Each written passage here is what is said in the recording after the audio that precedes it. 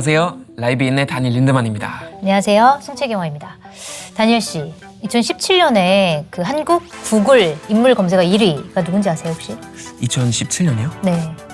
저였으면 좋겠어요. 근데 저 당연히 아니겠죠? 다니엘 씨 아니고요. 아, 당연히 제가 네, 아니죠. 우리가 웃고 떠들 수가 없어요. 왜냐면 네. 최근에 그 설리 씨께서 스스로 목숨을 끊었잖아요. 이게 바로 2017년도에 인물 검색어 1위가 바로 설리 씨였고요. 이게 숱한 악성 댓글에 시달리다가 세상을 떠나셨잖아요. 이게 설리 씨에게 남은 기록이에요. 네. 그래서 당시 설리 씨는 진짜 뭐 상의 속옷을 입지 않고 뭐 티셔츠만 입었다라는 이유로 네. 그리고 그거를 그 사진을 개인 SNS 계정에 올렸다라는 이유로 악성 댓글에 굉장히 많이 시달렸잖아요. 사실은 더 이상 이런 비극적인 상황이 일어나서는 안 되겠다라는 네. 마음으로 저희 라이브인 시작하겠습니다.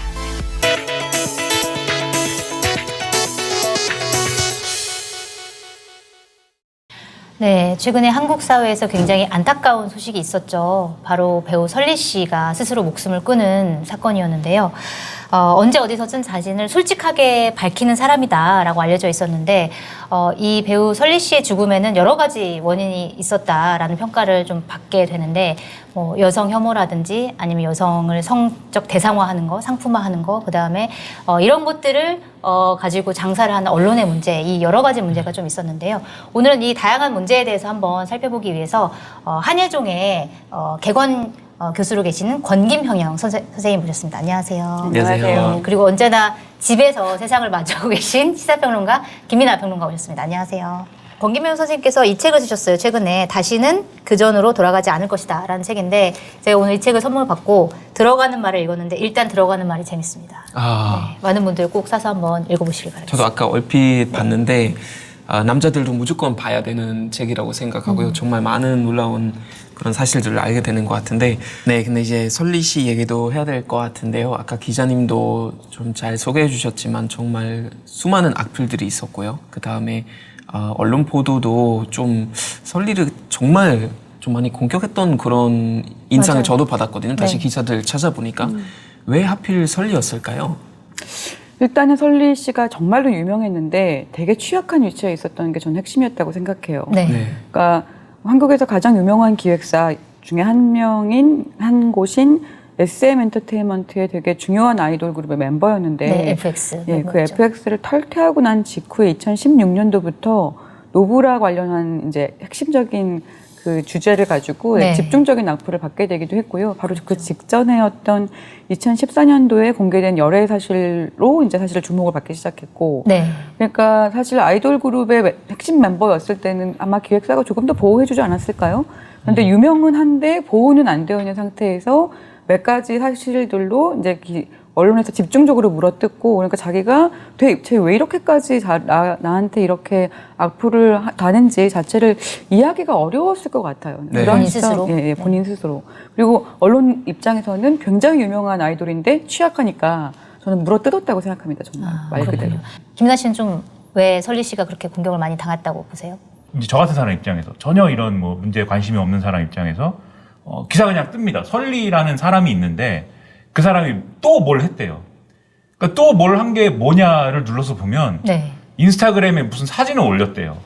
근데 그 맥락이 이해가 안 되더라고요. 그 사진에 뭐가 문제라는 건지도 네. 모르겠고. 저도 다시 봤는데 네. 이해 안 가요. 그 다음에 이어진 여러 가지 무슨 뭐 설리 또는 뭐 그런 식의 이제 기사들을 눌러보면은 이해가 안 돼요. 뭘 얘기하고 싶은 건지 그리고 뭐가 문제라는 건지.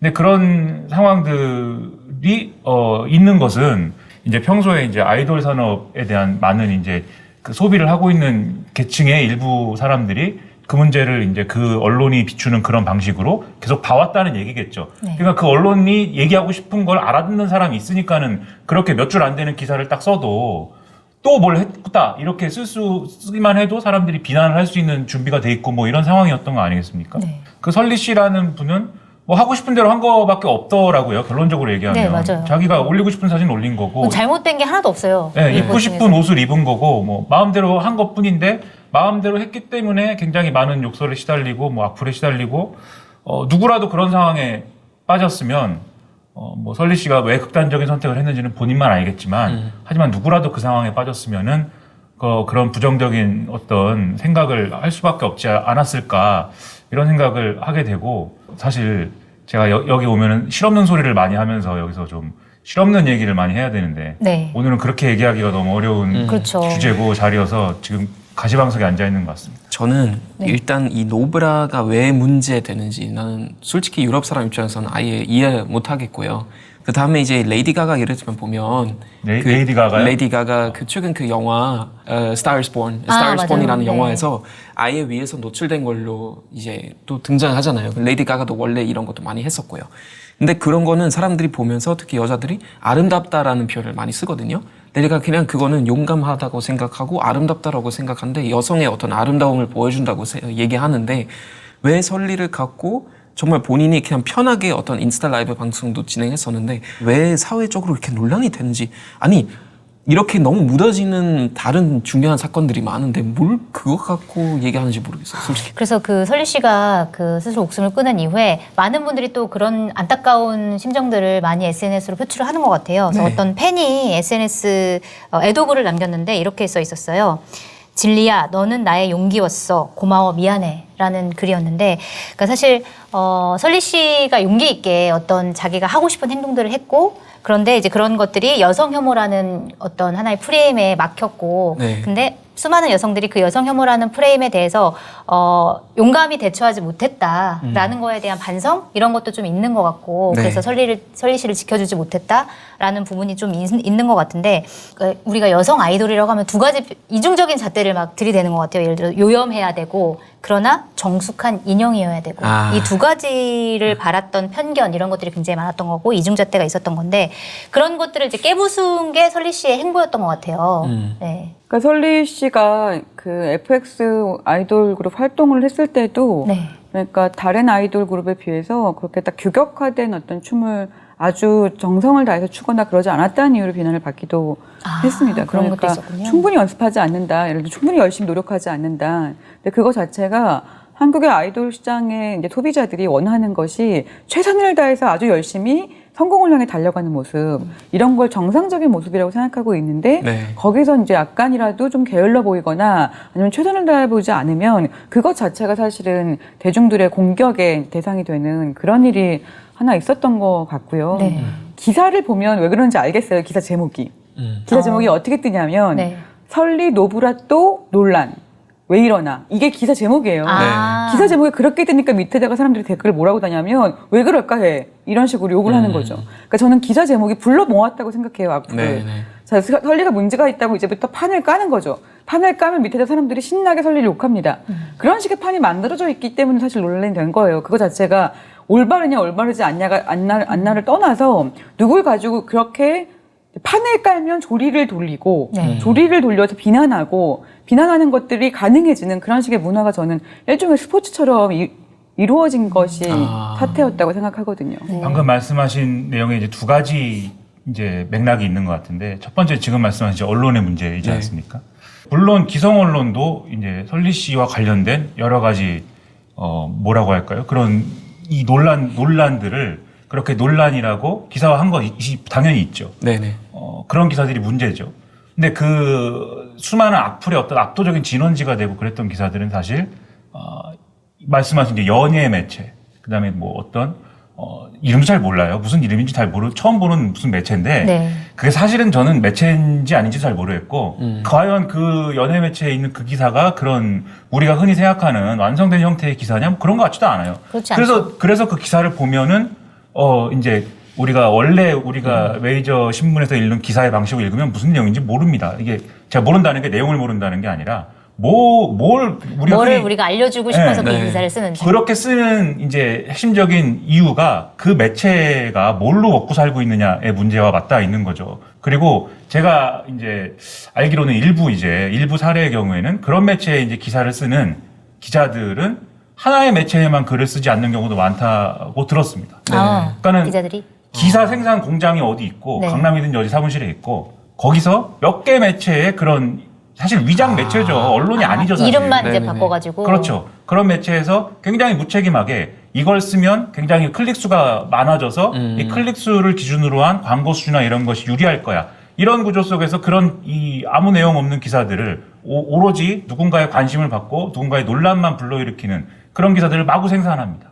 그게 설리 씨뿐만 아니라 수많은 연예인들의 여러 가지 가십거리를 대상으로 해서 계속 재생산되는 패턴이 하나가 있어서 그게 이제 하나의 문제가 있는 것 같고 지금 말씀하신 내용에는 네. 두 번째는 이제 아이돌이라는 어떤 그런 직업을 가진 사람들에 대한 시선의 문제가 있는데 예를 들면 남성 아이돌의 경우에는 그걸 갖고 그렇게까지 뭐 화내지 않는 것 같아요. 제 생각에 남성 아이돌의 경우에는 네. 뭐 춤 연습을 뭐 엄청나게 많이 하지 않았다든지 노래 연습을 뭐 엄청나게 많이 하지 않았다든지 여기서 약간 끼어들어서 한마디만 더 드리면 이런 게 여성 아이돌과 남성 아이돌 관련해서 이 문제가 있는 게 예를 네. 들면 여성 아이돌이 굉장히 인기를 끌거나 아니면 어떤 식의 팬덤이 생기는 되게 구조가 되게 학대적이에요. 그러니까 예를 들면 비가 오는데 넘어져 가면서 열심히 하는 모습.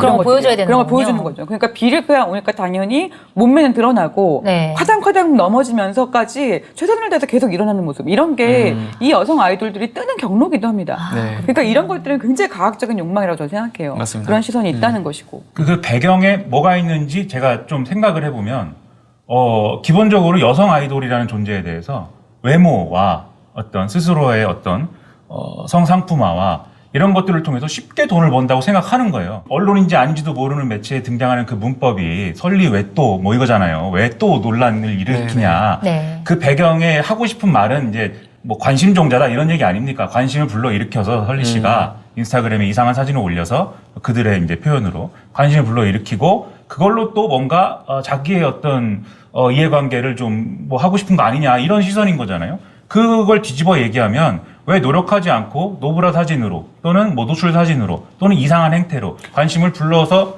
날로 먹느냐 이 얘기를 하면서 비난을 하는 거죠. 저는 뭐 그런 걸 본 것 같습니다. 관심을 끌려고 굉장히 이상한 일을 하거나 뭐 이런 게 아니라 네. 그냥 일상에서 내가 인스타그램 하는데 친구들하고 같이 있는 사진 올린다거나 아니면 그냥 걸어다니는 모습을 찍는다거나 이렇게 했는데 그때 뭘 입었는지를 가지고 집중적으로 사람들이 이런 식으로 논란이 만들어졌다는 거죠. 그냥 티셔츠 입은 모습을 올렸는데 네. 그냥 사람들이 보기에 저거 노브라 아니야? 뭐 노브라로 사진을 올려 이렇게 하면서 그 논란이 재생산됐다. 그리고 심지어 거기에 이제 팬들이 달고 있는 댓글이나 이런 것들이 어떤 식이냐면 예를 들면 그 전에 애인이 있었을 때는 애인 보고 단속 좀 해라 이렇게 얘기를 한다거나 그러니까 완전히 이 사람이 가지고 있는 주체성이라고 하는 게 존재하지 않는 것처럼 표현을 했다는 거죠. 네. 왜 단속 안 하냐 이렇게 얘기한다거나 뭐 예를 들면 내가 설리 너 이렇게 하는 거 너무 실망했다 떠날 거야 이렇게 얘기 협박한다거나 그러니까 저는 팬들이 응원하는 식의 어떤 식의 스타고의 관계가 아니라 사실 여자 아이돌들의 특히 남성 팬들 같은 경우에는 이 스타가 자기의 입맛 따라 움직여주지 않는 것을 가지고 비난하거나 움직여주지 않는다고 이제 혼을 내거나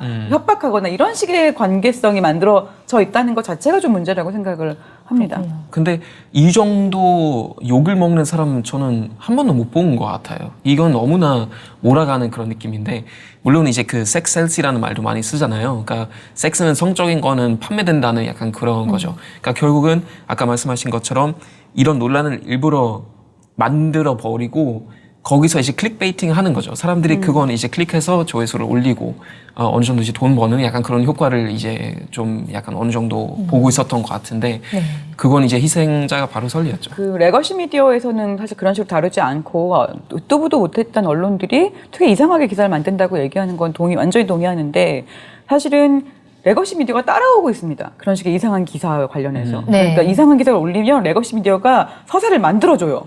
노브라 어쩌고 하는 식의 이상한 기사들을 한 10개 이상 올리고 나니까 예를 들면 S일보, 뭐 예를 들면 K일보 이런 데서 그것이 예를 들면 어떤 식의 스토리가 만들어지는 식의 얘기로 설리가 예를 들면 네티즌들에게 혹은 팬들한테 그거 하지 말아달라고 하는 얘기를 들었음에도 불구하고 브레저를 또 하지 않고 사진을 올렸다. 설리는 관심을 끌려고 이런 걸 한 것일까? 이런 식의 내용을 만든다는 거죠. 네. 그러니까 레거시 미디어가 사실 여기에 있는 이런 식의 미디어에 어떻게 보면은 더한 식의 서사를 만들어주는데 네. 되게 많은 기여를 했더라고요. 여성 연예인, 여성 아이돌을 바라보는 시선 이런 것도 굉장히 어제 오늘의 문제는 아닌 것 같아요. 뭐 예를 들어서 남성 아이돌이 무슨 말을 하면은 소신 발언을 하면 소신 발언이다. 그리고 여자 아이돌이 하면은 관심 종자다. 아까 이제 설리 씨한테 쏟아진 그런 비판처럼 이런 비난도 있고 또 권김현영 선생님께서 이런 표현을 또 하셨더라고요. 남자 연예인의 범죄는 스캔들로 취급하고 여자 연예인의 스캔들은 범죄처럼 취급한다. 이렇게 말씀하셨는데 이런 사례들도 꽤 있는 거죠. 제가 그 글을 쓰게 된 게 2019년도 5월 달이었어요. 그때가 언제였냐면 버닝썬 게이트 이후에 경찰청장이 나와서 경찰의 명운을 걸고 조사를 했지만 150명 이상의 경찰을 조사한 결과 유착을 전혀 발견하지 못했다. 라고 하는 기사가 나온 그날이었습니다. 그날로부터 이 48시간 동안 설리 노브라가 48시간 실검 1위였어요. 그렇군요. 그러니까 버닝썬 사태에 있었던 정준영 단톡방에서 실제로 검찰과 경찰이 조사를 받았던 남자 아이돌 연예인들이 있습니다. 우리 이름 다 기억 못해요. 왜냐면 네. 보도가 그렇게 안 됐기 때문이죠. 그래서 그들은 다 조사를 받고 난 다음에 군대를 갔거나 아니면 어떤 팀에서 슬쩍 탈퇴하거나 이런 방식으로 어쨌든 가려졌습니다. 네. 그런데 그 시간 동안 설리가 이 48시간 동안 노브라로 실검에 올라가는 이게 정말 전형적으로 여자 연예인들의 스캔들이 또 아니지만 여자 연예인들의 아주 작은 어떤 식의 문제를 가지고 물어뜯는 게 이렇게까지 기사화가 되고 남자 연예인들은 실제로 범죄에 연루됐음에도 불구하고 다루지 않는 아주 전형적인 사실 그날의 장면이 잊혀지지가 않아서 네. 그런 걸 쓴 적이 있죠. 그렇군요. 과거에도 그랬습니다. 과거에 똑같이 마약을 해도 예를 들면 단적인 예를 들면 똑같이 마약을 해도 남성 연예인의 마약은 약간 이렇게 좀 어떤 예술 활동에 뭐 어떤 뭐 여러 가지 뭐 남자면 고뇌와 그럴 수도 있죠. 뭐 이런 뭐 이런 그리고 거 뭐 있죠. 예술하다 보면 마약 한번 할 수도 있지 뭐 약간 이런 마리화나를 하면 뭐 음악이 더 잘 들린다느니 뭐 그런 거 물론 이제 마리화나는 뭐 합법화할 수도 있다라고 주장하실 수도 있겠지만 뭐 아무튼 그 문제 아니니까 지금 얘기하는 건. 근데 이제 여성 연예인이 뭐 어떤 그 마약에 노출됐다라고 하면 그 얘기를 무슨 방금 얘기한 그런 서사로 안 갖고 가고 어떤 종류의 뭐 자신을 잘 관리하지 못하는 사람, 네. 내지는 성적으로 문란한 사람, 이런 걸로 가지고 가는 거잖아요. 다른 경로로 이제 소비한단 말이죠. 네. 똑같은 사건을 놓고도, 아까 말씀드린 이제 날로 먹는다라는 거, 그런 것들도 하나가 있겠지만, 동시에 그 날로 먹는다의 전제는 뭐냐면, 그 여성 연예인이라는 게, 가지고 있는 자기의 모든 일상과 모든 자기가 갖고 있는 인간으로서의 모든 요소를 상품화해서 팔고 있다라고 생각하는 거거든요. 다시 뒤집어 얘기하면, 상품으로 기본적으로 인간이 아닌 상품으로 보기 때문에 그 대상이 그렇게 행동하고 있다고 또 자기가 느끼는 거예요, 소비자가. 네. 즉, 뭘 상품화할 것이냐의 문제에서 남성 연예인들은 그 사람이 하고 있는 노래 또는 뭐 연기 또는 뭐 어떤 드라마 작품 이런 것을 상품으로 간주하는 어떤 그 비율이 더 크겠지만 여성 연예의 경우에는 그 삶과 삶 전체와 관련된 모든 일상을 다 상품이라고 생각하기 때문에 거기서부터 생겨나는 문제들이 오늘날 비극에 이제 연결되고 있다라고 저는 뭐 생각을 했습니다. 약간 뭐 제가 이제 좀 제 3자 입장에서 봤을 때는 한국은 이렇게 여성들 뭐 비난이라는 표현은 맞는지 모르겠지만 어쨌거나 비난이라고 한번 해볼게요. 이렇게 여성들 비난하는 그런 환경이 왜 이렇게 형성됐을까요? 아주 쉽게 말하자면 여성이 차별받고 있기 때문입니다. 그러니까 차별받고 있고 취약하기 때문에 저는 비난하는 것이 가능해졌고 네네. 뭐 그런 가능성의 조건에서 혐오가 산업화됐고 네. 이렇게 계속 에스컬레이팅 되고 있는 것 같아요. 예를 들면 82년생 김지영 네. 이런 식의 이제 작품이 있는데 그 네. 작품에 대해서 방탄소년단이나 뭐 예를 들면 노회찬이나 이런 식의 굉장히 그 사람들이 좋아하는 그리고 존경받는 정치인이나 그 연예인들이 남자들이 언급을 하면 문제가 전혀 되지 않거든요. 근데 82년생 김지영을 지지하거나 혹은 언급했던 여자 연예인들은 다 목록이 만들어져 있어요. 정도입니다. 그러니까 너무 심각할 정도로 네. 이 사람한테도 페미니가 묻었다 이렇게 얘기하는 거죠. 페미니가 묻었다. BTS 죄송해요, 제가 그 정보를 못 알아서 그런데 그 BTS는 뭐라고 했었어요? 그 82년생 김지영에 대해서 언급한 적이 있다고요. 이 책을 읽은 적이 있다. 긍정적으로. 긍정적으로 네네. 이렇게 언급을 했었던 적이 있죠. 그러니까 그렇게 긍정적으로 언급한 게 아무런 사실 기억이 또 남지 않고 네네. 되게 어쨌든 개념 아이돌이다 오히려 이런 식으로 얘기가 됐고 예를 들면 뭐 BTS가 그 전에도 혐오 표현과 관련된 다른 식의 책을 얘기했을 때도 책을 읽는다 뭐 이런 식의 우리 아이돌은 책도 읽는다 이렇게 개념남으로 만들어지는데 예를 들면 여자 아이돌이나 연예인들 같은 경우는 82년생 김지영과 관계를 맺었다고 하면 페미니스트야라고 하는 식의 일종의 사상 검증처럼 이해가 된다는 거죠. 그래서 여자 연예인들이 성차별 문제에 관심을 가진다는 것 자체가 있을 수 없는 일인 것처럼 혹은 성차별 문제에 관심을 가지고 있는 여자 연예인이 페미니스트가 된다는 것이 마치 자신이 가지고 있는 어떤 식의 팬심에 대한 배반인 것처럼 얘기하는 그런 문화가 있다는 거죠. 저는 그런 식의 문화라고 하는 건 한편으로는 지금 한국이 대단히 성차별적인 사회인데도 불구하고 성차별을 입 밖으로 내면 안 되는 암묵적인 어떤 더 이렇게 숨어 있는 여성 혐오적 규범이라고 하는 것이 작동하고 있다는 생각입니다. 맞아요. 저도 이름을 송채경화라고 쓰잖아요. 네. 그러니까 부모성 쓰는 양성 쓰기를 하고 있는 건데 이 송채경화라는 이름으로 사람들한테 이제 소개가 되거나 혹은 기사를 썼을 때 예를 들어서 뭐 여성에 대한 기사, 젠더에 대한 기사, 뭐 페미니즘에 대한 기사를 쓰면은 항상 이름에 대한 악플이 되게 많이 달려요. 아, 그래요? 네, 뭐라고요? 송채경화 이 꼴페민 그럴 줄 알았어. 이런 식인 거죠. 너 이름이 그러니까 네가 그런 식으로 기사 쓸 줄 알았어. 아이고. 이런 식인 거고 그 여성 그 기자 같은 경우에는 이메일로도 굉장히 악성 이메일이 되게 많이 오는데 그 이메일이 예를 들어서 남성 기자가 어떤 마음에 안 드는 기사를 썼을 때는 왜 그런 기사를 쓰냐 이런 식의 이메일인데 그러니까 제가 받은 이제 수없이 많은 이메일들은 굉장히 성적인 코드가 많이 들어가 있어요. 너 니네 집 이불 속에서 벌어지는 일이나 기사나 써. 그러니까 이런 식인 거예요. 저 이름이 김민하지 않습니까? 네. 이게 한국 사회에서 볼 때 여성 이름이잖아요. 맞아요. 제가 그런 글을 가끔 쓸 때가 있단 말이죠. 이제 네. 그 여성 혐오와 관련된 무슨 사건이 일어나면, 예를 들면 과거에 이제 강남역 살인이라든지 뭐 그런 사건이 일어났을 때 제가 뭐 평소에 그런 이제 시사 문제에 대해서 계속 글을 써오기 때문에 쓸 거 아닙니까? 네. 네. 쓰면 반드시 그런 댓글이 나와요. 네. 이 또 여자라서 여자 편 들어준다 뭐 이런 댓글이 나온단 말이에요. 이게 결국은 뭐 페미니즘이라든지 어떤 여성이 차별받고 있다는 어떤 주장 이런 것들을 보는 또 전형적인 시선이라는 게 또 하나가 있는 것 같다 이런 생각이 드는 거죠. 예를 들면 페미니즘이라고 얘기할 때 그 페미니즘을 싫어하는 좀 젊은 남성들의 어떤 젊은 남성들이 작성한 덧글 이런 것들을 잘 보면 네. 옛날 같으면은 무슨 뭐 어떻게 했을지 모르지만 여러 가지 피해를 봤을지 모르지만 오늘날 뭐 여성들이 취직도 잘 되고 뭐 모두 잘 되고 모두 잘 되고 뭐 이렇게 얘기를 하면서 실제로 피해를 보지 않고 있는데 마치 피해를 보는 것처럼 얘기하면서 그 이득을 자기가 취하려고 하는 그런 전략이 페미니즘이라는 거고 그런 걸 내세우는 거다 이렇게 주장을 해요. 그리고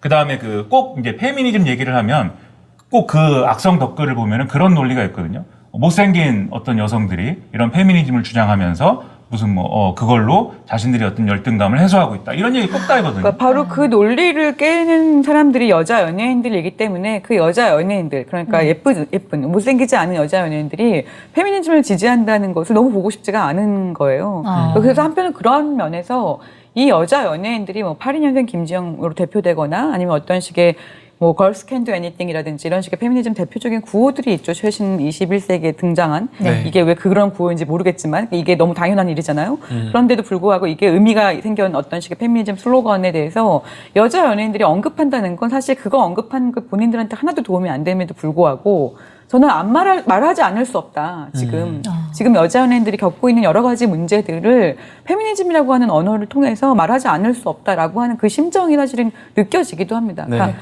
그런데도 불구하고 계속 공격하는 거고 그럼에도 불구하고 굴하지 않는 여자 연예인들이 얘기를 하고 있는 중이에요. 그리고 그 여자 연예인 중에 사실 한 명이 설리이기도 했던 거죠. 독일 같은 경우에는 뭐 여자 연예인이나 아이돌 이런 사람을 바라보는 시선이라든지 아니면 여성에 대한 혐오 분위기라든지 이런 것들이 조금 어떤지 얘기 좀 해주세요. 독일도 여성 권리가 되게 늦게 보장된 나라라고 저는 생각하거든요. 1958년까지만 해도 성관계가 아내의 의무라고 여겼대요. 1958년까지만 해도. 그러니까 아내 입장에서는 남편이 성관계를 요구했는데 그거 거부했을 경우에 아예 신고할 수 있는 재판까지 갈 수 있는 그런 상황이었죠. 그리고 77년까지만 해도 1977년까지만 해도 여자가 남편의 허락 없이 일을 할 수는 없었어요.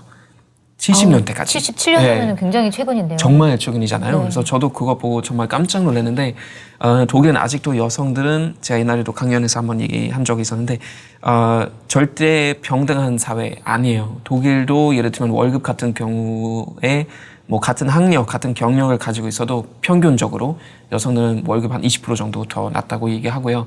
최근에였던 것 같아요. 어떤 독일 정치인이었는지 누구였는지 모르겠는데 여성들은 희생자 구독이라는 거 있다는 그런 말을 한 거예요. 그러니까 항상 희생자로 자기를 이제 여긴다는 그런 말 이제 좀 비판했었던 거죠. 네. 페미니즘을 비판하면서 여성은 전부 다 희생자 구독했다고. 근데 그것도 굉장히 좀 논란이 됐었는데 독일도 전혀 완벽한 사회 아니죠. 이런 면에서는. 그러니까 우리도 갈 길이 아직 멀어요. 네. 근데 그렇긴 하지만 어떤 여성을 대상으로 이렇게 댓글을 퍼부으면서 네. 뭐 비판을 하거나 정말 이렇게 한 사람을 죽음으로 내몰기까지의 그런 행동은 그러니까 이런 지금 설리 그런 사건 같은 사건들은 거의 없는 것 같아요. 저는 한 번도 본 적은 없고요. 노브라 논란 뭐 이런 거는 사람들이 그냥 가십이다 뭐 노브라 하든 말든 그거 나랑 무슨 상관이야. 내가 내 생활을 그냥 스스로 하는데, 그러니까 연인한테 어느 정도 물론 가십거리 있고 가십 그런 신문들 그런 언론사들도 있긴 하지만 그렇다고 해서 그것 때문에 엄청 막 악플 남기거나 그것 때문에 뭐 연인들이 자살하거나 그런 경우는 전 진짜 한 번도 본 적은 없어요. 근데 이 메르켈 총리가 네. 난민을 이제 뭐 받아들이는 어떤 그런 정책의 뭐 선구자이다 이렇게들 생각하는 사람들이 있잖아요. 독일 사람들. 뭐 실제로 난민에 대해서 포용적인 정책을 추진하자고 했고. 근데 바로 그 얘기가 되니까 그 이민 정책이나 이런 거에 반대하는 사람들이 메르켈 총리에 대한 어떤 성적 모욕이나 이런 거를 또 가하기도 하잖아요. 인터넷에. 맞아요. 그리고 이 어떤 그 아랍 여성들의 어떤 그 뭐랄까 억압의 상징이기도 한 히잡이요? 네, 히잡을 네, 히잡. 시오 그 그거 합성해가지고 메르켈 올려버리잖아요. 총리가? 네, 그런 형태로 그 문화권에 따라서 차이는 있겠지만 어떤 형태로든지 그런 식의 여성 혐오를 이용한 문제 제기, 여성 혐오를 그 맥락도 아닌데 심지어 아무 맥락도 아닌 걸 가지고 그걸 이용해서 또 어떤 그 논란을 만들어내는 방식. 이런 거는 어느 문화권에든 이제 다 있는 있어요. 것 다 같아요. 있어요. 독일도 100% 있다고 네, 저는 그러니까 생각해요. 저는 네. 그것도 되게 중요하다고 생각하는 게 예를 들면 한국의 일부 네티즌들이 굉장히 강력하게 주장하는 건 한국에 성차별이 없다는 겁니다. 그런데 그럴 리가 있겠어요? 전 세계 다 있는데? 네. 그럼요. 그러니까 일단 독일이 있다는 것이 되게 중요한 점은 한국에 성차별이 있다라고 하는 전 세계 어디나 있기 때문에 당연히 한국에도 그럼요. 있다. 이것이 하나 중요하고 네. 하지만 한국의 성차별이라고 하는 게 송채견 기자님이 말씀하셨던 것처럼 굉장히 지독한 부분이 있다. 이제 잔인한 부분이 있다. 이런 것들도 사실 특수성으로 조금 더 얘기할 필요가 있는 것 같아요. 그러니까 젊은 여성들이 자기의 의견을 가지고 사람들 앞에서 얘기했을 때 그것이 되바라진다거나 이런 식의 어떤 유교 문화와 연결되기도 네, 하고요. 감히 그리고 어린 여성이 네, 그렇죠. 굉장히 그리고 성적인 이미지로 되게 쉽게 성애화되기 때문에 그 성애화된 형태의 공격에 훨씬 더 취약해지기도 하고요. 그런 면에서 훨씬 잔인한 형태가 좀 있다고 생각이 있죠. 듭니다. 네. 저도 똑같이 동의해요. 옛날에 그 조승현 작가가 그런 얘기 하더라고요. 저는 그거 되게 인상 깊게 들었는데 한국에서는 좀 여성들을 약간 뭐 성차별하기도 하고 조금 비난하기도 하고 약간 정말 성적인 대상으로 좀 나쁘게 보는 이유 중에 하나가 어쩌면 어렸을 때부터 항상 떨어져 있어서 그렇다고도 어느 정도 분석하시더라고요. 그러니까 남자와 여자가? 남자와 여자. 그러니까 자연스럽게 섞는 문화가 없고 뭐 예를 들면 여자들 같은 경우는 여중 가고 여고 가고 여대 가고 남자들은 남고 가고 군대 가고 그러니까 서로 이렇게 자연스럽게 섞어서 같은 인간이라는 것. 그리고 성적인 것도 성적인 건 나쁜 건 아니잖아요. 더러운 것도 아니고 건강한 성생활을 하는 것은 그거는 교육을 시켜야 되는데 그런 기회가 별로 없다는 거죠. 그래서 결국 그런 문화까지 생기지 않을까라는 그런 생각 저도 개인적으로 드는데 연예인 자살 정말 많은 나라라고 저는 평가해요. 다른 나라는 그런 사건들 별로 없어요. 솔직히 연예인들이 자살하는 사건. 근데 한국은 유독 많고요. 그 다음에 자살까지 가지 않더라도 뭐 우울증이나 공황장애 같은 그런 것도 많잖아요. 그것 때문에 치료받는 사람도 많고. 왜 그럴까요? 그 미국에서 1984년도에 카렌 카펜터스가 거식증으로 죽고 난 다음에 연예인들뿐만 아니라 그 또래 여성들에 대한 거식증 문제가 굉장히 심각한 문제 제기로 올라왔거든요. 네. 근데 저 같은 경우는 한국의 아이돌 산업이 되게 잔인한데 그 중에 하나가 네. 바디 쉐이밍이라고 하죠. 팻 쉐이밍이라고 해서 끊임없이 몸에 대한 품평을 하는 문화가 있는데 무게를 계속 재잖아요. 그렇죠. 매일. 무게를 네. 매일매일 재고 그리고 조금만 살이 쪄도 뭔가 모든 사람들이 달려들어서 살이 쪘다 아니면 왜 살을 뺐냐 이렇게 얘기하는 이런 식의 문화에 이제 노출돼 있단 말이죠. 그래서 사실은 몇몇 여자 아이돌 그룹의 현역들이 거식증으로 은퇴를 한 경우도 있고 네. 공황장애인 경우도 있고 굉장히 많은 사실은 일들이 이미 생겼습니다. 근데 그것 관련해서 사회 문제가 된 적이 한 번도 없어요. 저는 이 정도 사실 현역 아이돌 그룹의 멤버가 공황장애나 혹은 거식증이라고 하는 얘기를 했을 때조차도 사회 문제가 되지 않는다라고 하는 면에서 이 아이돌한테 우리가 퍼블릭 피규어, 그러니까 공인이라고 얘기하는데 사실은 공인이 아니라 공공의 장난감인 거죠. 그러니까 이들이 가지고 있는 어떤 인간으로서의 문제에 전혀 공감해주지 않고 있는 게 우리 사회의 문제인 것 같아요. 그러니까 맞습니다. 당연히 자살이라든지 이런 식의 굉장히 그러니까 비극적인 선택이라고 하는 걸 하게 만든 장치가 하나도 없는 게 아닌가. 뭐 그런 힘들다고 생각이. 얘기하면 너 뭐 그 정도로 인기 얻으려면 그 정도는 힘들어야지라는 그렇죠. 인식이 좀 지금 있는 돈 것 같아요. 얼마나 벌고 있는데 그 정도 참아야지 뭐 그러니까, 이런 식으로도 네. 얘기하고 그 두 개가 교차하는 거죠. 첫째로 연예인이라는 대상을 다른 직업과도 다른 직업과 비교했을 때 특별히 또 어떤 인간이 아닌 상품으로만 보는 그런 시선이 하나가 있는 거고, 또 하나 성별로 봤을 때 남성이 아니라 여성을 하나의 상품으로 보는, 뭐 다른 걸로 안 봐요. 상품으로 보지. 그 상품이든지 대상이든지 어떤 대상이든지 그렇게만 보지 인간성을 인정하지 않는 그 두 개가 교차되면서 여성 연예인이 겪어야 되는 고통은 그냥 일반 사회적인 압력 플러스 연예인이기 때문에 겪어야 되는 압력이 2배, 3배가 돼서 더더욱 큰 고통으로 이제 올 수밖에 없는 거죠. 그 다음에 뭐 어떤 기사 링크 같은 게 있어요. 그러니까 자기가 뭐 어떤 의견을 내는 건 아니고 그냥 기사 링크를 올렸을 뿐인데 그 기사 링크를 올렸다는 이유로 그 기사 내용이 자기와는 자기 생각과는 다르다는 이유로 막 인신공격성 댓글이 달리는 경우들도 있잖아요. 이런 것들은 좀 어떻게 봐야 될까요? 그 기사에 대한 내용이 예를 들면 네. 일반적으로 많이 얘기하는 거 있지 않습니까? 남자도 힘들다라든지 어떤 경우에 아니면 남자들도 이런 차별을 겪고 있고 그런 내용의 기사면 악플이 달리겠습니까? 여성 연예인이 그런 기사를 공유했다 그러면? 그러니까 그런 기사는 정해져 있어요. 욕을 먹는 기사는. 네. 그리고 그거에 따라서 욕을 하고 있는 거죠. 앞서 말씀드린 그 논리. 그러니까 예를 들면 수지 씨가 양예원 씨 관련된 그 촬영 사건 가지고 네. 거기서 올렸을 때 거의 사료 위협까지 받았거든요.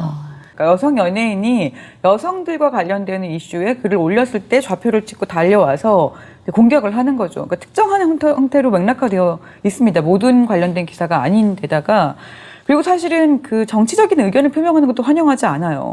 그러니까 이효리 씨 같은 경우는 정치적 의견을 표명했다는 이유로 계속 약간 좌빨 이런 식의 얘기들을 계속 듣고 있잖아요. 네. 그런데 예를 들면 다른 종류의 정치적 의견을 표명하는 연예인들도 있죠. 그러니까 저는 비교하려고 하는 건 아니지만 여자 연예인이 정치적 의견을 가지고 있거나 페미니즘적 어떤 식의 얘기를 한다는 것에 대해서 굉장히 사실 사람들이 너네들이 할 말이 아니다라는 식의 어떤 평가를 하고 있다고 생각을 하는 거죠. 네가 왜 감히 너의 의견을 내? 내가 너한테 원하는 건 너의 외모이고 너의 어떤 식의 나를 즐겁게 해주는 존재이지 너의 의견을 나한테 얘기하는 존재가 아니다라고 하는 식으로 생각하고 있는 것이 아닌가 이런 생각이 들기도 그렇죠. 합니다. 그 대상들은 내가 선택하고 내가 소비하는 대상인 거지 그 대상이 뭔가 다른 걸 소비한다든지 그 대상이 나의 선택에 대한 무슨 와이가이브를 한다든지 그걸 받아들일 수 없는 거죠. 네. 여러분들이 컵을 샀는데 컵이 네가 왜 날 샀지 이렇게 생각하고 있다고 생각 좀 해보십시오. 얼마나 견디기 힘든 일입니까 이게. 네. 그렇게 보는 거예요. 그리고 사실 어떤 여성 연예인도 누구도 제가 알기론 까방권을 획득한 사람이 없어요. 예를 들면 엄청나게 많은 기부를 하고 아파트 광고를 거절하고 막 엄청나게 훌륭한 일들을 해도 까방권이라고 얘기되지 않아요. 그러니까 굉장히 다른 식의 좀 잣대가 저는 이중잣대가 있다고 생각이 듭니다. 근데 얼마 전에 그 누구죠? 어떤 그룹 이름이 제가 기억이 안 나는데 너나 해라는 그 곡을 안무를 했는데 AOA. 여자들은 남성의 양복을 입고 구두를 신고 그러니까 굽 높은 구두 아니고 낮은 구두를 신고 그 다음에 남성의 그 안무가들이 나와가지고 여성의 옷을 입고 화장을 하고 섹시하게 춤을 추고 이런 안무를 선보여가지고 굉장히 엄청난 이제 화제가 됐었는데 저는 그게 되게 보기 되게 좋았거든요. 그리고 사실 그 영상에 달린 댓글들도 사실은 악플들이 그렇게 많지는 않더라고요. 그거는 좀 어떻게 보셨어요? 일단 AOA 입덕 방송이다라고 하는 얘기가 될 정도로 그 방송이 퀸덤이라고 하는 방송에서 네. 각각의 그 여성 아이돌들의 역사를 보여주고 서로가 서로를 응원하는 모습을 보여주는 게 저는 되게 긍정적인 효과를 안겨줬다고 생각하고요. 네. 그 맥락에서 거기에 나왔던 지민이라고 하는 친구가 네, 그 랩하는 친구가 밴드부터 시작해서 굉장히 오랫동안 자기 기획과 자기가 스스로 내가 어떻게 대중들을 만나고 싶은지에 대한 욕심을 가지고 있던 친구가 그 친구가 사실은 기획한 무대예요.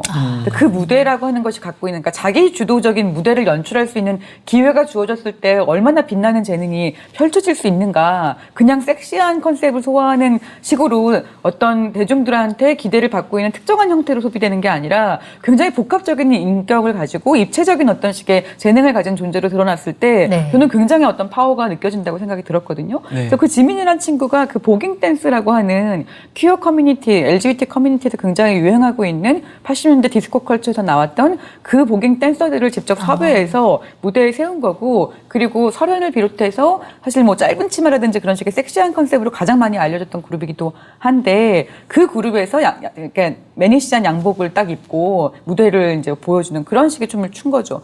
그러니까 이런 식의 춤을 춘다는 것을 여자 아이돌들이 굉장히 욕망으로 가지고 있다는 것이 드러났다는 점에서 사실 사람들이 굉장히 좀 환호했던 장면이었죠. 그 여성 아이돌들도 외모를 바꿔야 되고 특정한 그런 틀에 박힌 이런 상품성을 수행해야 되는 그런 문제가 있긴 하지만 다양한 표현과 다양한 수단으로 자기의 어떤 활동 영역을 늘려가고 싶을 겁니다. 근데 그런 시도를 하면 제가 아는 한에는 이 아이돌 시장이 긍정적으로 평가해주지 않았어요. 그동안. 네. 어떤 그룹이 굉장히 파격적인 무슨 뭐 섹시 댄스 이런 걸로 뜬 그룹이 있었어요. 네. 그래서 저는 이제 또 제 딴에는 짧은 생각에 너무 이렇게까지 하는 건 너무한 거 아니야? 이렇게 생각을 했는데 그 그룹 멤버들이 인터뷰한 걸 보니까 자기들이 그렇게 하기 전에 수많은 걸 시도했었는데 단 한 번도 시장에 긍정적인 반응을 얻어낸 적이 없다는 거예요. 근데 그렇게 무슨 파격 노출 무슨 뭐 몸매 이런 걸로 해야 하니까 그나마 이제 뭐 기사도 나고 관심의 대상도 되고 하더라는 거죠. 그런 것들이 여성 아이돌에 대한 어떤 심각한 억압으로 계속 제기해 왔는데 그리고 말씀하신 이런 사례로 그렇지 않을 수 있다는 걸 보여줬기 때문에 그 덧붙여서 사실은 많은 경우에 여성 아이돌이 지금 현역 시장으로 막 시장에서 반응을 얻을 때는 굉장히 시도하기 어려워도 네. 어느 정도 정점을 찍고 난 다음에 개별 활동을 하기 시작하거나 그러면 사실은 다른 기회가 주어지고 아티스트로서 본인이 가지고 있는 면모를 좀 얘기할 수 있는 기회가 생기거든요. 그런데 예를 들면 설리가 에펙스 탈퇴하고 난 다음에 받았던 배역이 리얼리라고 하는 영화에 굉장히 성적으로 이제 특별하게 부각되어 있는 굉장히 작은 배역을 받게 됩니다. 근데 상대적으로 생각해 보세요. 남자 아이돌 그룹에 그 정도 지위를 가지고 있는 남성들이 그렇게까지 작은 배역에 그렇게까지 이 수단적인 방식으로 소모되지 않거든요. 주어지는 기회 자체가 저는 완전히 네. 달랐다는 생각이 듭니다. 자, 이제 설리 죽음으로도 지금 인터넷 실명제 다시 도입하자는 그런 요구들이 많이 나왔잖아요. 그러니까 한참 좀 뜸하다가 다시 뜬 것 같은데 2007년에 본인 확인제라는 명칭으로 시행됐었지만 이제 표현의 자유침해라는 그런 지적을 받아서 거의 5년 만에 다시 위헌 결정이 내려진 그런 상황이었는데요.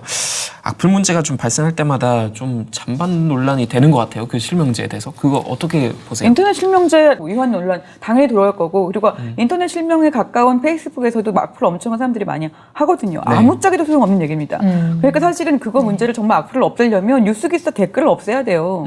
뉴스기사 댓글을 없애고 실검을 없애면 됩니다. 네, 그 해외 그 언론 매체에서 그 아예 댓글창 없앤 그런 언론 매체들이 많아요. 그리고 뉴욕 타임스 같은 경우는 자기는 24시간만 그 이제 댓글을 달 수는 있고 또 어떤 뭐 BBC인지 어디 다른 매체인 것 같은데 거기서 아예 어느 정도 자기 지역 그리고 이름 같은 거 먼저 얘기해야 그 댓글이 이제 검사 받고 올라가는 그런 경우들이 있더라고요. 해외 매체 보면. 네. 그런 식으로 완전히 사실은 플랫폼에서 통제를 하는 게 중요하죠. 인터넷 실명제라고 하는 건 사실은 굉장히 사실 쓸모없는 혹은 굉장히 무능한 대안도 아닌 얘기입니다. 어떻게 보세요? 저도 같은 생각을 하는데요. 실명제를 해서 뭐 이 실명제를 통해서 이 상황을 해결할 수 있다고 믿는 근거도 잘 모르겠어요. 그러니까 그렇게 자기 이름 걸고 쓰면은 뭐 좀 더 온건한 입장을 얘기한다 그런 건지 아니면 자기 이름을 걸고 저 주민등록번호 입력하고 쓰기 때문에 뭐 수사를 할 때 더 쉽게 뭐 적발할 수 있다는 건지 모르겠는데 사실 지금도 익명으로 써도 뭐 적발하려면 적발할 수 있지 않습니까? 아이디 네. 추적해가지고 뭐 통계 다크 웹도 잡아내는 마당에 다그 앱은 잡았더니 또 한국 사람이 이렇게 많습니다. 그러게요. 다 한국 사람이요? 그러니까 그 변의 자유 얘기 잠깐 하자면 독일 언론사에서도 하도 지금 이제 뭐 기자님 같은 언론인들 좀 욕을 많이 먹고 하니까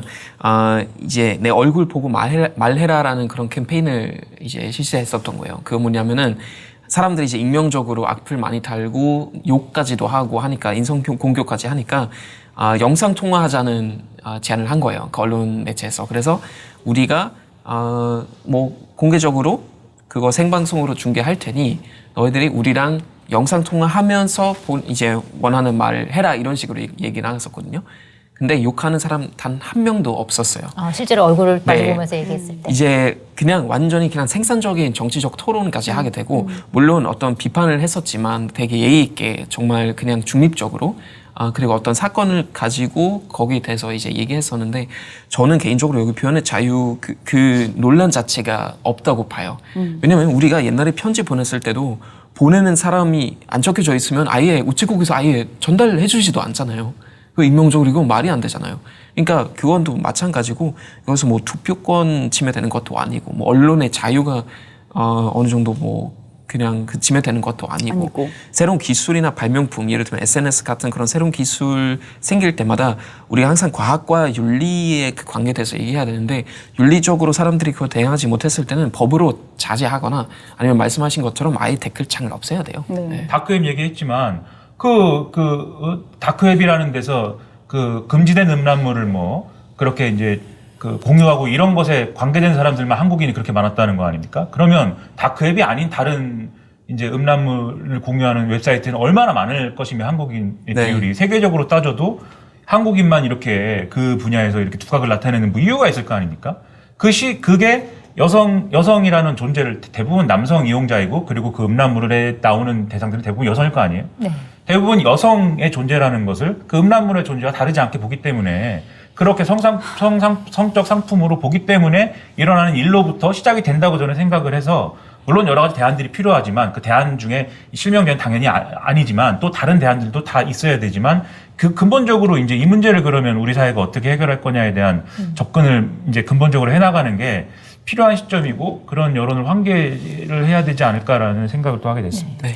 근데 이게 또 그 제도적인 문제로 접근을 하다 보면은 뭐 혐오 표현 금지법이라든지 아니면 뭐 포괄적인 차별금지법 같은 경우에 제가 알기로는 고 노회찬 의원께서 발의를 하셨다가 그게 통과되지 못하고 없어지고 사실 20대 국회에서는 아무도 사실 발의를 하지 않고 있는 상황이다. 물론 지금 정의당이 준비를 하고 있다라는 얘기가 들리긴 하지만 이 포괄적인 차별금지법 이런 것들이 조금 도움이 될 거라고 보시나요? 어떻게 좀 보세요? 일단 혐오 표현 금지법 얘기가 이제 설리 씨의 죽음 이후에 나오고 있는데 네. 차별금지법이 만들어지지 않은 상태에서 혐오 표현 금지법이 만들어지는 건 의미가 없습니다. 네. 어떤 왜냐하면 면에서 혐오 표현 자체를 이제 금지하자고 하는 거에 대한 기준이 없을 거거든요. 그러니까 내가 불쾌하면 혐오 표현인가? 이건 아니잖아요. 네. 혐오 표현이라고 하는 걸 규정하려면 누가 차별받는 집단이고 그 차별받는 집단에 대한 혐오 표현이라고 하는 것이 차별받는 집단에 대한 실질적 폭력을 어떻게 가중시키는지 이거에 대한 법적 논리가 세워져 있어야 됩니다. 그러니까 그 법적 논리가 세워져 있는 상태에서 혐오 표현을 금지해야 되는 거죠. 그러니까 차별금지법에 없는 혐오 표현 금지법은 그렇게 되지 않을 거기 때문에 나는 사실은 저런 식의 얘기를 듣는 게 싫어라든지 저게 예를 들면 욕을 했기 때문에 그걸 금지해줘 라는 방식으로 사실은 되게 아전인수격으로 쓰여질 가능성이 굉장히 높습니다. 그러니까 예를 들면 심지어 저는 그것도 기억이 나는데요. 설리 씨가 뭐 예를 들면 동료 배우들 중에 나이가 좀 많은 사람한테 모모 씨라고 불렸다. 이걸 가지고 사람들한테 굉장히 또 욕을 먹었던 적이 있어요. 네.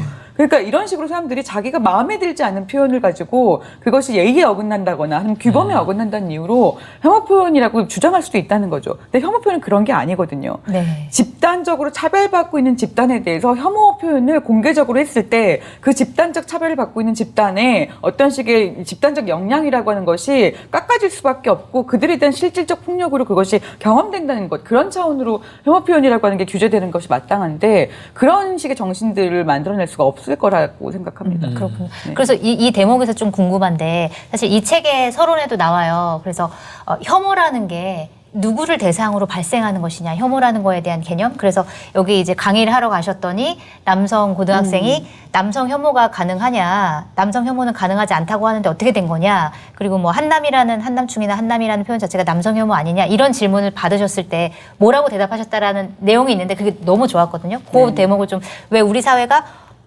다 그냥 자기가 싫으면 다 혐오라고 생각하는데 그게 아니라는 걸 좀 설명을 해주셨으면 좋겠어요. 그러니까 저는 일단 그 고등학생이 이제 질문했던 건 남성 혐오가 있냐 없냐 이런 식의 질문이었는데 그것으로 대답할 수 없다. 남성 혐오라고 본인이 느꼈다면 어떨 때 느꼈냐라고 하는 걸 다시 물어봤었고요. 일단은 만약에 우리 사회가 성차별적인 사회이고 여성을 혐오하는 것이 기본값으로 깔려있는 사회라면 이런 사회에서 남성에 대한 어떤 식의 욕을 한다거나 이런 식의 표현은 대항발화일 수 있습니다. 대항발화일 수 네. 있죠. 예를 들면 흑인이 백인한테 뭐 화이트 스트레이트 이렇게 얘기했다. 이걸 가지고 우리가 혐오 표현이라고 얘기하지 않거든요. 백인이 흑인에게 뭐 리거 이런 식의 말을 하면 그건 혐오 표현이라고 얘기하지만 그런 식의 약간 권력 관계에서 확실하게 어떤 식의 이 차이가 있는 집단이 억압받고 있는 집단이 억압받고 있는 집단이 이제 이 억압을 하는 집단에게 어떤 식의 욕설로 이 상황을 대처하거나 아니면 화를 내거나라고 하는 걸 다 우리가 혐오 표현이라고 얘기하지 않습니다. 이걸 대항발화라고 하거든요. 근데 저는 남성 혐오 같은 경우에는 대항발화로서의 성격이 매우 강하다고 생각을 하나 모든 남성 혐오라고 얘기하는 한남이라고 하는 표현이 어떤 맥락에서든 다 사실 대항발화로서의 효과를 가지고 있냐라고 하면 그렇진 않다고 생각합니다.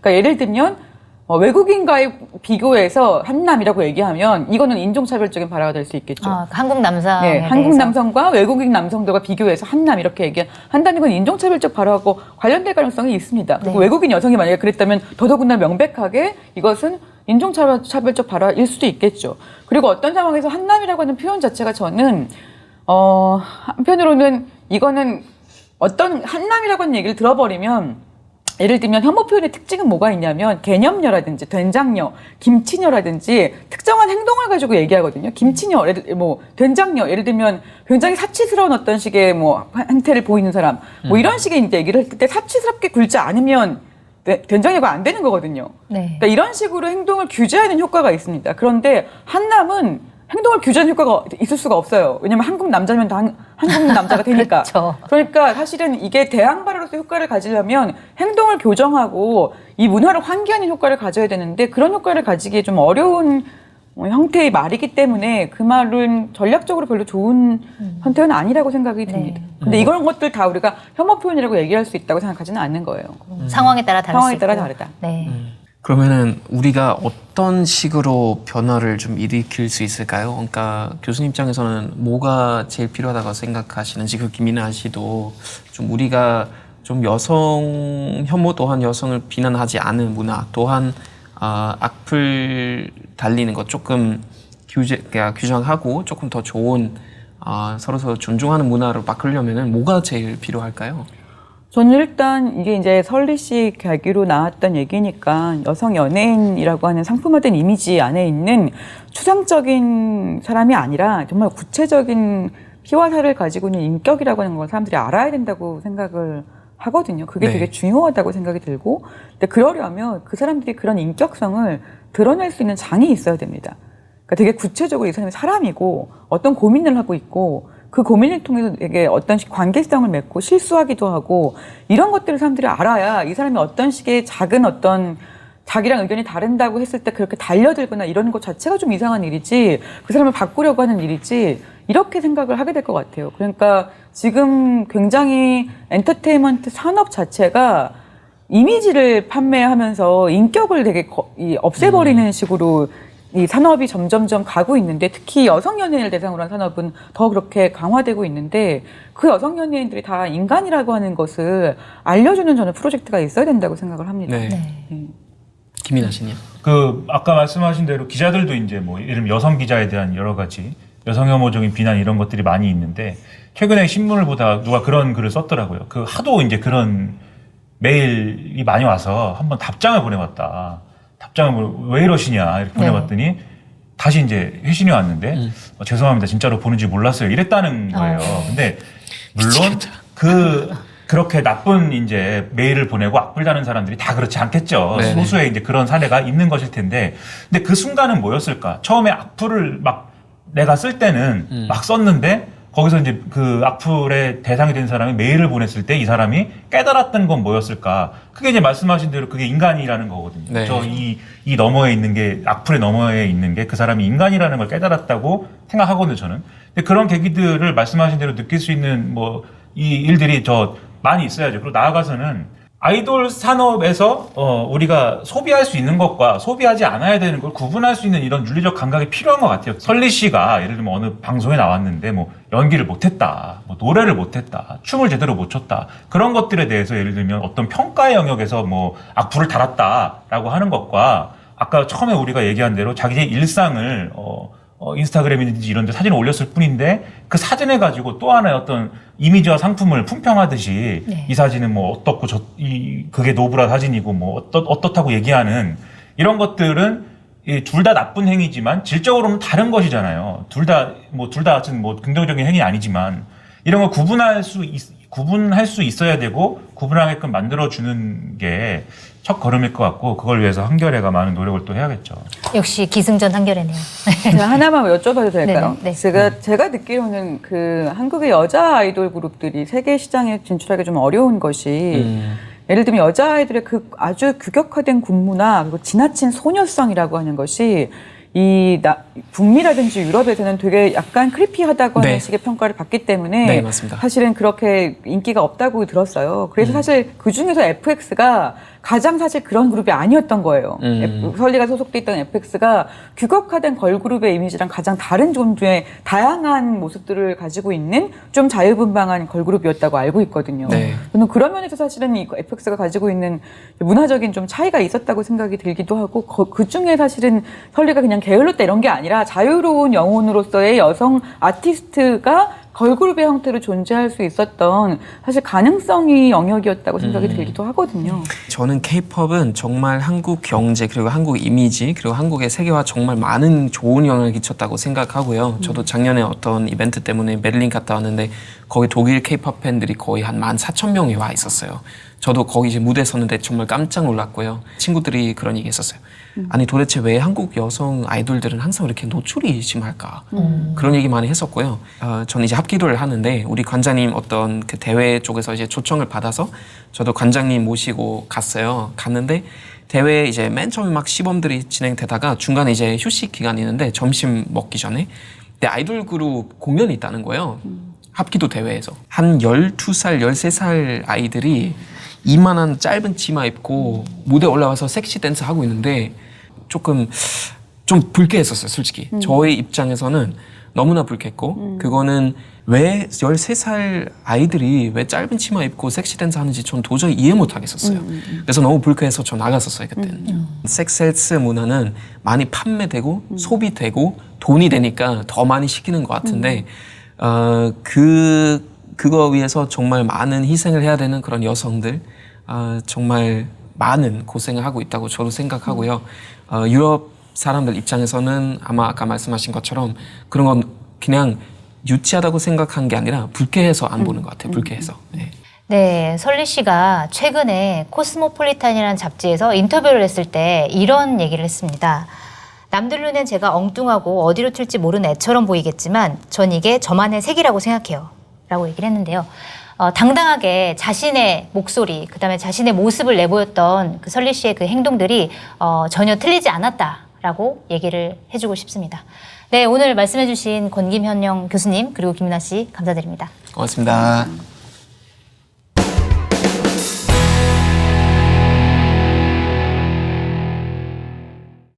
제가 자리에서 내려와야 검찰개혁의 성공적 완수가 가능한 시간이 왔다고 생각합니다. 10월 14일 조국 전 장관이 사퇴하면서 한 이야기입니다. 조국 전 장관이 이야기한 시간은 국회의 시간을 말합니다. 조 전 장관의 사퇴를 둘러싼 우리 사회의 갈등을 해소하고 앞으로 나아가기 위해서는 국회의 역할이 그 어느 때보다 중요합니다. 문재인 정부가 공약으로 내세운 검찰개혁의 핵심은 두 가지입니다. 고위공직자범죄수사처, 공수처라고 하죠. 이 공수처의 설치와 검찰, 경찰 수사권 조정입니다. 이는 검찰의 권력을 분산해 검찰의 힘을 약화시키자는 검찰개혁안입니다. 모두 국회 입법을 통해 가능한 일입니다. 두 법안은 신속처리 대상 안건, 즉 패스트트랙으로 지정된 안건인데 12월까지는 본회의에 부의해서 찬반 투표를 거쳐야 합니다. 문제는 패스트트랙을 두고 각 당의 의견과 이해관계가 엇갈리고 있다는 것입니다. 패스트트랙 당시 참여하지 않았던 자유한국당은 공수처를 지금 반대하고 있습니다. 고위공직자의 부패를 수사하는 독립기구인 공수처가 기존 제도와 중복되고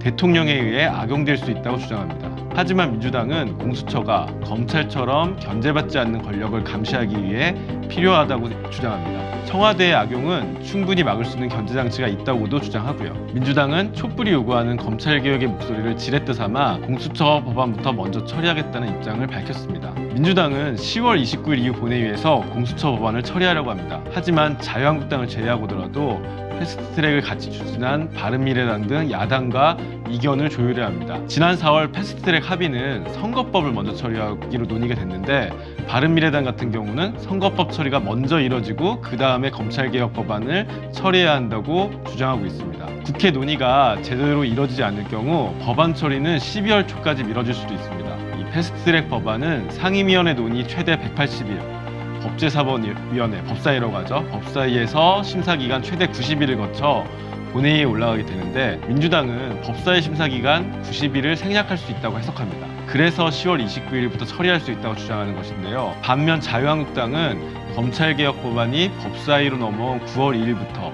90일의 심사기간을 지켜야 한다고 주장합니다. 이 의견이 좁혀지지 않으면 12월 초에야 본회의에 관련된 법안이 올라가는 것이죠. 결국 민주당이 패스트트랙 당시 합의했던 야 3당들과 뜻을 모아야 검찰개혁 법안을 올해 안에 처리할 수 있습니다. 당시 합의한 정당들이 다 찬성표를 던져야지 실제로 자유한국당을 제외하고더라도 국회에서 법안들을 통과시킬 수 있는데요. 중요한 건 시민들은 국회 시간이 길어지는 것을 원하지 않고 있다는 겁니다. 조국 전 장관 사태 이후 불거진 갈등을 제도로 개선하길 원하고 있습니다. 갈등의 조정이라는 국회 본연의 역할을 이번에는 제대로 했으면 합니다. 지금까지 한겨레 21 정치팀 이승준 기자였습니다.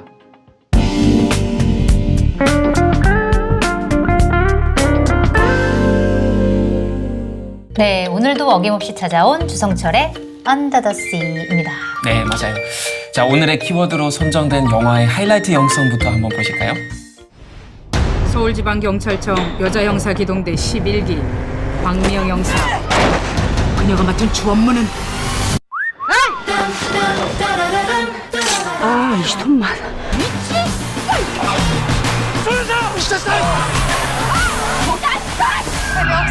20대 여성의 자살로 추정되는 사건이 또다시 발생했습니다. 최근에 디지털 성범죄라고 퍼져나가는 속도도 어마무시해.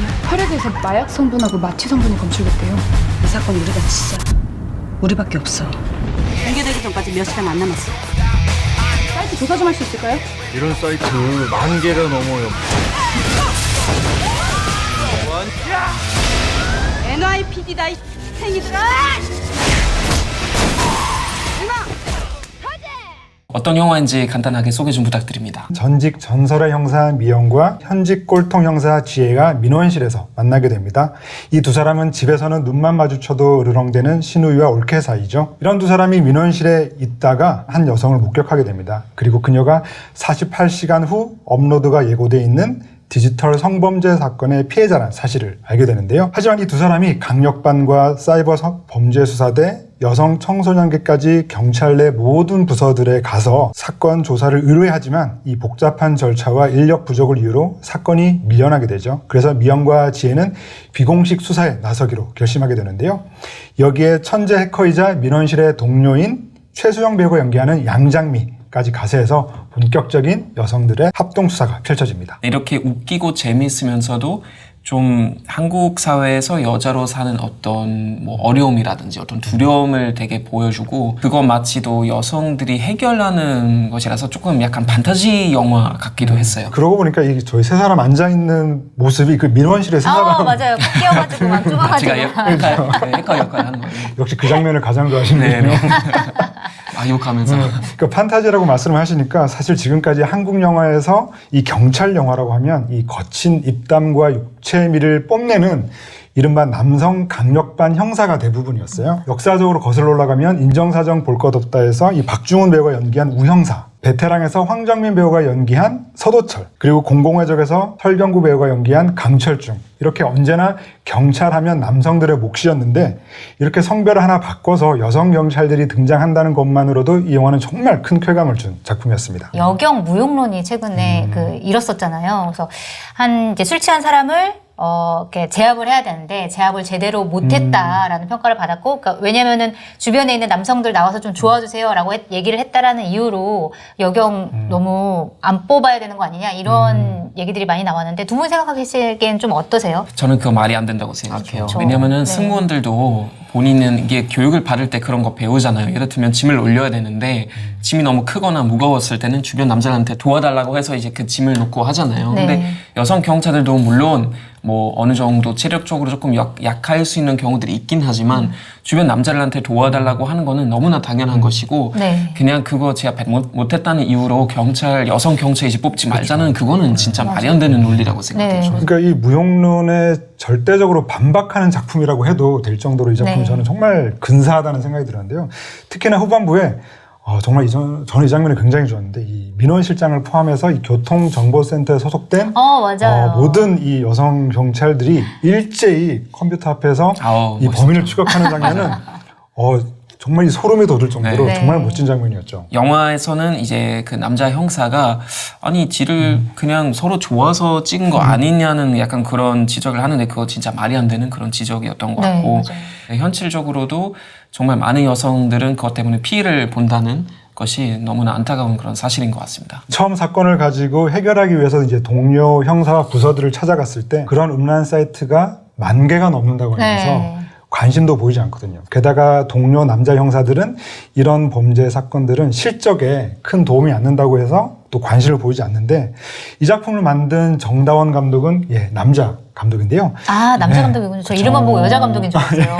근데 이 정다원 감독이 네. 시나리오를 쓰고 이 작품을 준비하면서 몰래 카메라를 찍고 유포하는 이런 디지털 성범죄가 가장 비열하고 추악한 범죄다라는 생각으로 이 작품에 매진했다고 하고요. 네. 주인공 역할로 미영 역할로 라미란 배우를 처음부터 염두에 두고 시나리오를 써 나갔다고 합니다. 그래서 또 라미란 배우도 이 액션 연기를 소화하기 위해서 이 액션 스쿨에서 거의 2달 동안 복싱과 레슬링을 연마하면서 이 작품에 그런 엄청난 액션 연기를 소화하셨죠. 마지막에 그러니까 마지막 딱 안고 지옥으로 가자 하면서 너무 잘 어울렸어요. 진짜 네, 연기도 너무 잘하시고.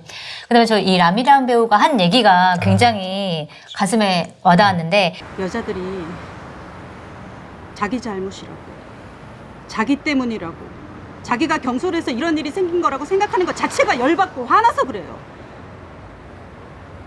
우연히 나쁜 놈들한테 당한 것뿐인데.